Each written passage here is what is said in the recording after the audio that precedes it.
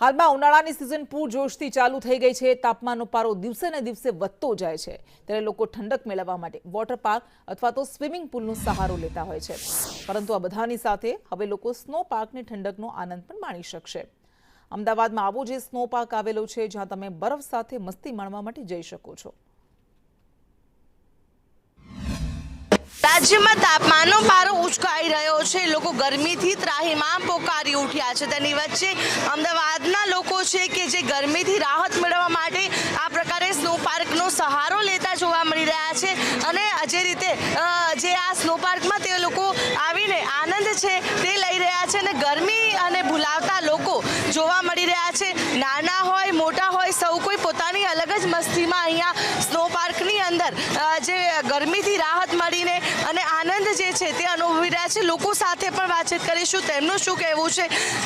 ગરમી છે 42 degree 43 degree પહોંચી જાય તેવી છે અને આપ અહીંયા સ્નો પાર્કમાં છો, કેવું લાગે છે? અમને તો અહીંયા સ્નો પાર્કમાં આવીને એટલી મજા આવી ગઈ છે, કારણ કે શિમલા મનાલી જે જઈ શકે એવું લાગે છે। અમને બહુ જ મજા આવી ગઈ આગળ અમને। બહાર કેવી ગરમી નહીં, અંદર કેવું? અંદર બહુ સારું છે, બહારની ગરમી તો અમે ભૂલી જ ગયા। સ્નો પાર્કમાં આવીને બહુ સારું લાગ્યું છે અમને।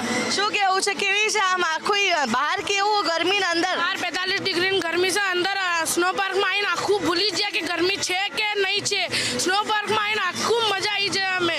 તમે આવો, તમે એન્જોય કરો ને। શું કહેવું છે, કેવું લાગી રહ્યું છે? સ્નો પાર્કમાં આવીને ગરમી તો ભૂલી જવાય છે।